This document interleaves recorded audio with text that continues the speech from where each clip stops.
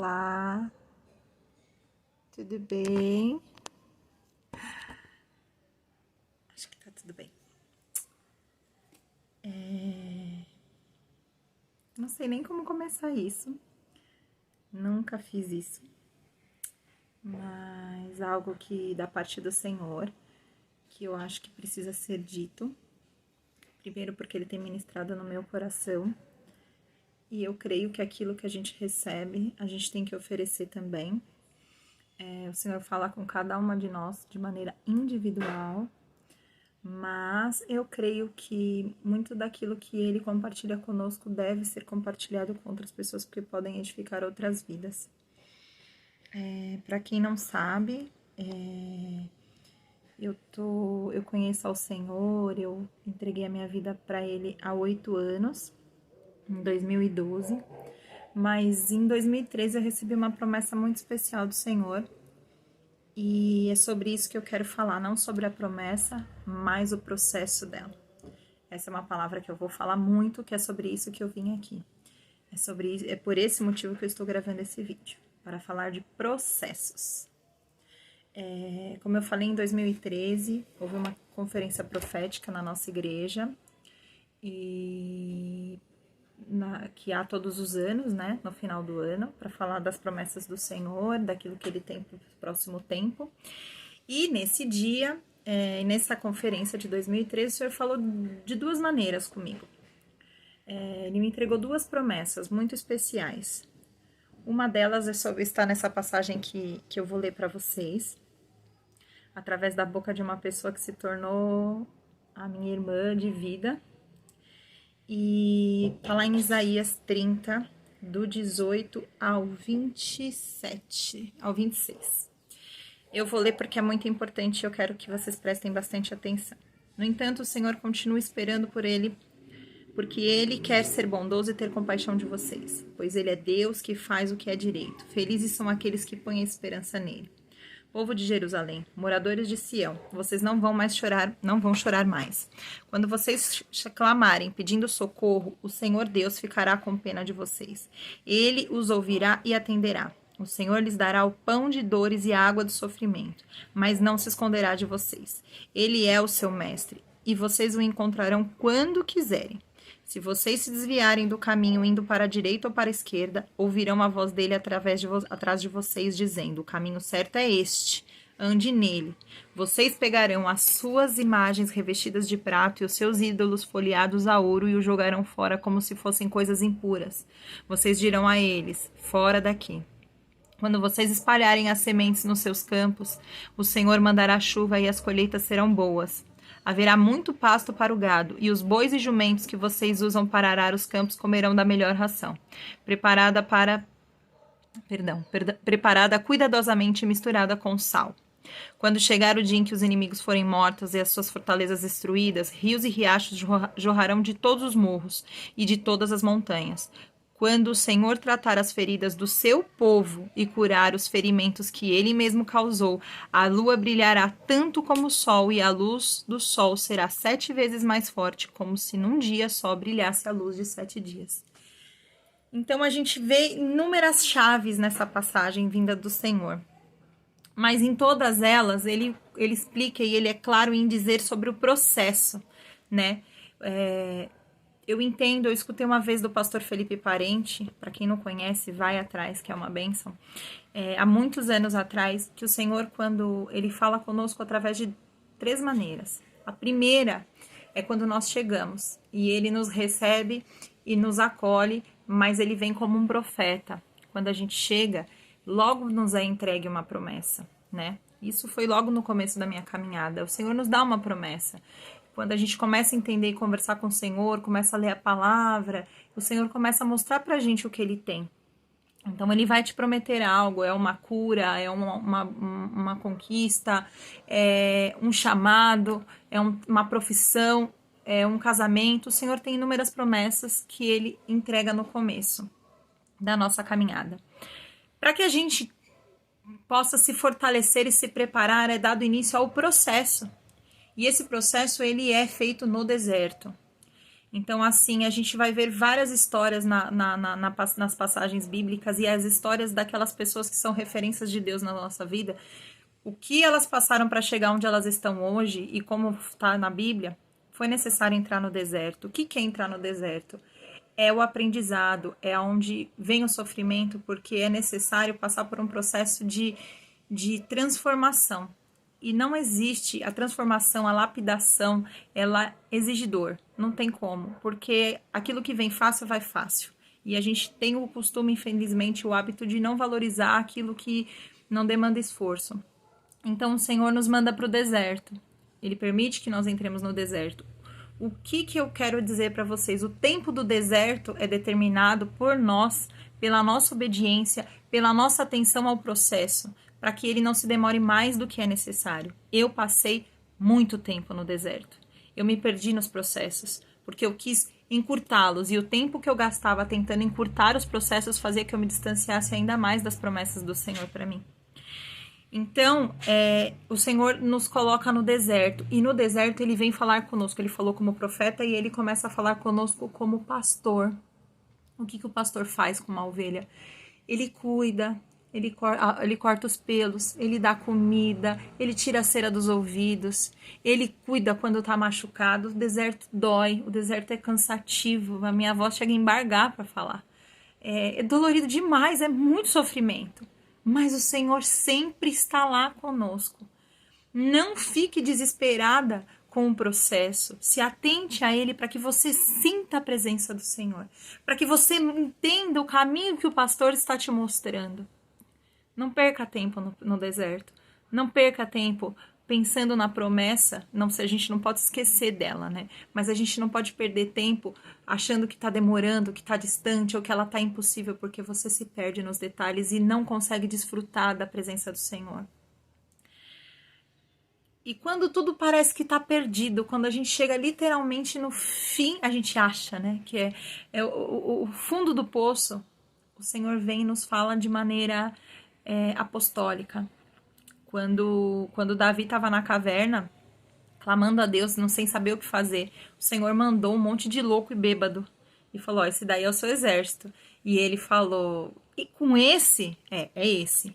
O que isso quer dizer? O apostólico é o alargar das estacas. Eu percebi que nos meus momentos de maior desespero, o Senhor enviava pessoas para muitas vezes eu cuidar, situações que era para eu fazer coisas que eu falava: mas Deus, e eu aqui tô precisando de ajuda, você quer que eu ajude? Você quer que eu faça? Em paralelo a isso, meu processo demorou, ele não tá completo ainda, mas eu, mesmo às vezes murmurando, eu ia. E isso foi essencial para o meu crescimento. E de maneira apostólica, ele mostra aquilo que ele tem para nós. Então, nesses momentos de maior dificuldade da minha vida, era muito louco que às vezes as pessoas que chegavam em mim eram pessoas que estavam com o mesmo problema que eu. E muitas vezes eu sorria e falava: tem jeito, vai dar certo. Não é isso, o Senhor não tem morte para sua vida, o Senhor tem vida. Muitas vezes enxergando na minha só morte. Eu tenho uma amiga muito especial que diz que eu sou a amiga dela que enxerga o lado cheio do copo, não o lado vazio. E ela me falou isso faz pouco tempo. E eu não me via como essa pessoa. Mas glória a Deus que eu conseguia transparecer isso para as outras pessoas, porque eu, de verdade, essa semana orando a Deus, eu tô num tempo de agradecer mais e pedir menos, sabe? É o meu tempo. E eu tenho lido e louvado muito através do Salmo 126, que é um salmo lindo, depois leiam, que fala que a gente já andou né, semeando com lágrimas e hoje nós voltamos com os frutos nas mãos, né? E o Senhor me permitiu achar esses dias uma carta que eu escrevi em 2015, que era o meu tempo da caverna mesmo. Era o tempo do fundo mesmo. E eu lembro que o pastor Mohamed pediu pra gente escrever, que é o meu pastor, pediu pra gente escrever uma carta com aquilo que a gente queria de Deus. Ele falou: escreve com fé. E eu lembro que eu, chorando muito num culto de Natal, escrevi. E hoje eu estou vivendo essas promessas e eu nem lembrava dessa carta. Mais uma vez eu digo: se atentem, Valorizem os processos. Não perca tempo nele, mas valorize ele. E tudo aquilo que eu escrevi ali hoje eu estou vivendo. Não estão 100% completos, mas eu estou vivendo. E por muitas vezes eu não vi Deus ali. Eu pedia tanto a presença dele, eu pedia tanto a unção dele, tanto a benção dele, que eu não via que ele estava ali. Não percam isso. Porque de tudo que a gente vive, de tudo que Deus nos dá, de tudo que a gente perde, o que tem de mais especial é que ele nunca sai da nossa presença, a não ser que a gente feche a porta. Então hoje eu consigo imaginar quantas vezes que eu deitei, coloquei minha cabeça no chão e falava, cadê o Senhor? E ele estava abraçado comigo e eu não me atentava a isso. Não deixem de viver esses momentos. Não deixem de agradecer sim o Senhor o tempo do deserto, o tempo da dificuldade, o tempo da caverna, porque Ele está te preparando. O Senhor está te preparando.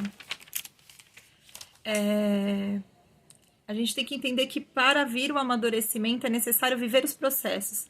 É necessário cautela, prudência e paciência para a espera daquilo que virá e para fazê-lo no momento oportuno.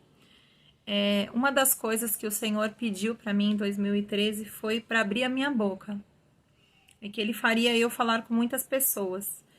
E ele abriu minha visão nesse dia e me mostrou falando para muitas mulheres.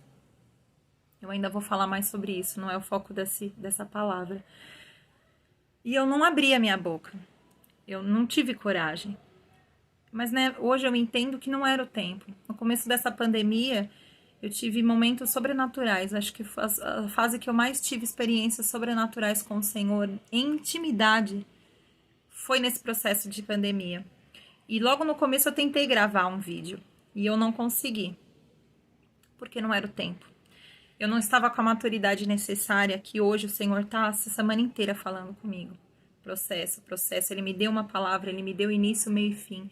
E ele tem me preparado para fazer isso hoje, porque não sou eu que estou aqui, mas é o Espírito Santo através da minha vida. E eu tenho que ser maduro o suficiente para poder me diminuir para que ele cresça. E eu tenho que ser maduro o suficiente para entender que quando eu abrir a minha boca, não vou ser mais eu que vou estar falando, mas ele através de mim. E eu não venho impedir o agir do Espírito Santo para que outras vidas sejam impactadas. Porque tudo que o Senhor faz na minha vida não é para a glória minha. É primeiramente para a glória do Senhor. E em segundo lugar, para que outras vidas sejam transformadas e edificadas. Porque não há sentido nenhum eu conquistar aquilo que o Senhor prometeu, se depois, através de mim, outras vidas não vierem conhecer aquilo que há de mais importante nessa vida, que é Jesus Cristo. Ele morreu numa cruz por nós, ele entregou a vida dele para que nós estivéssemos aqui hoje, e ele é aquele que quer te receber, que quer colocar a tua vida no lugar, e quer que você amadureça pelo processo que é dolorido. É só você se entregar a ele. Eu acho que existem várias passagens na Bíblia que falam sobre processos. O povo do deserto, eu acho que é um dos mais conhecidos, já que estamos falando de deserto, né, do processo, né, que a gente passa muitas vezes dentro do deserto. Eu passei total no deserto, mas se vocês pegarem um mapa e abrir um mapa, vocês vão ver que a terra prometida, que era inúmeras vezes mais perto do que não precisava de 40 anos para chegar nela. E aí quando você vê o caminho que eles fizeram, eles cruzaram inúmeras vezes, eles chegaram muito perto e voltaram para trás. Por quê? Deus deu uma promessa e eles não focaram nela. Eles não olharam para ela, eles não entenderam. Quando o pé começava a queimar no chão, quando eles olhavam para frente e não via final, o que eles faziam? Iam fazer um Deus de ouro para adorar, eles iam lá e murmuravam, eles iam lá e desacreditavam, e eles não viam que o tempo inteiro o Senhor estava lá, o maná nunca faltou, a presença do Senhor nunca faltou, mas eles não enxergavam, por quê? Porque eles não viam o que eles queriam, e eles não entendiam o tempo que ia ser levado para isso. Em 1 Samuel 9, 11, mais ou menos, eu não anotei todos os versículos aqui, a gente vê Davi poupando a vida de Saul por 2 vezes. Davi recebeu uma promessa de que seria rei de Israel quando criança. Davi virou rei, se eu não me engano, aos 30 anos. Davi ficou no deserto por 14, se eu não me engano. Por quê? Por conta de Saul. Porque Saul mandou para lá. E Davi teve 2 oportunidades de matar Saul. Ele era um guerreiro, ele vivia em guerra. Infelizmente, ele matou muitas vidas. Ele matou muitas pessoas. Mas ele falou nessas 2 situações: ai de mim tocar no ungido do Senhor. Ele entendia que por mais que Saul fosse um instrumento do capeta para acabar com a vida dele, porque Saul só sabia perseguir ele, só sabia querer matar ele, mesmo sabendo que Saul estava ali querendo matar ele, sem motivo nenhum, por pura inveja, por puros ciúmes, ele entendia que Saul era um ungido do Senhor. Foi o Senhor que ungiu Saul, foi o Senhor que levantou Saul, e ele falou: eu não vou tocar nele. Porque ele sabia que uma promessa vinda da parte do Senhor seria cumprida. E que nem Saul, e nem o exército dele, e nem o próprio Satanás na frente dele iria impedir com que a promessa do Senhor viesse sobre a vida dele. Amém? Então, ele não teve, ele tocou, ele mostrou para Saul. Ele se humilhou a Saul, falou assim: ó, eu não quero te matar, eu só quero que você entenda que eu não quero te matar e que eu não tenho inveja do Senhor. Ele ainda se prostrou praticamente a ele. E depois Absai, se eu não me engano, que era o braço direito dele no exército, foi lá: vamos matar ele tá dormindo. Ele falou: não, vamos lá, vamos pegar a jarrinha dele, beber água, vamos pegar, acho que a espada dele, se eu não me engano, para ele entender que eu tive mais uma chance de matar ele e eu não matei. E o que aconteceu? Saul morreu, filho dele morreu, e Davi foi levantado rei. E até hoje ele é conhecido como quem? Como o maior guerreiro de todos? Sim, ele foi. Como um rei que conquistou e fez com que Israel prosperasse? Ele também é conhecido. Mas, principalmente, ele é conhecido como um homem segundo o coração do Senhor. Quer memória melhor do que essa para ficar sobre alguém? Para ficar sobre mim, sobre você? O Senhor falou que ele foi um homem segundo o seu coração. Por quê? Porque Davi, ele respeitou, ele entendeu e ele não desacreditou daquilo que Deus tinha para ele. Então, o que eu quero deixar para vocês é que não façam como eu. Não usem os processos que o Senhor coloca na sua vida para se distanciar dele. Não sejam desobedientes, não sejam rebeldes. Existem pessoas que são levantadas para cuidar da gente. Respeitem essas pessoas, por mais difícil que possa ser. Aprenda quem você é em Cristo. Se permita ser quem você é. Não duvide do que o Senhor tem para você e não duvide principalmente do quanto Ele te ama. O amor que o Senhor tem por você é tão grande, é tão grande, é tão grande que Ele se entregou numa cruz por você. Os processos vão vir, eles vão doer. Eu não posso falar que não. Eles vão doer. Mas se esse vídeo servir de alguma coisa para sua vida, que sirva para você lembrar que eu passei por processos que hoje, olhando para trás, eu não consigo imaginar como foi possível. E muitas vezes, mesmo murmurando e chorando, perguntando para o Senhor aonde Ele estava ali. Então, o que eu quero dizer é que você pode sofrer um pouquinho menos, se ao invés de perguntar onde Ele está e quando Ele vai te tirar dessa situação, você abrir os braços, deitar no colo dele, trocar o fardo com Ele e ser obediente àquilo que Ele tem para você fazer. Porque eu tenho certeza que a vitória é certa e que o dia de colher, assim como está aqui, quando o Senhor tratar as feridas do seu povo e curar os ferimentos que Ele mesmo causou. Então, o que Ele está querendo dizer aqui? Que o dia que você estiver curado, maduro e preparado para viver aquilo que Ele prometeu, quando as feridas foram cicatrizadas, quando você entender que a permissão do Senhor foi para que você chegasse naquilo que nem olhos viram, nem ouvidos ouviram, nem subiu ao seu coração que o Senhor preparou para você, a lua brilhará tanto como o sol, e a luz do sol será 7 vezes mais forte, como se num só dia brilhasse a luz de 7 dias. Amém? É isso que o Senhor pediu para mim, e eu espero que a sua vida possa ser de alguma maneira edificada através dessa palavra. Deus abençoe grandemente. Um beijo.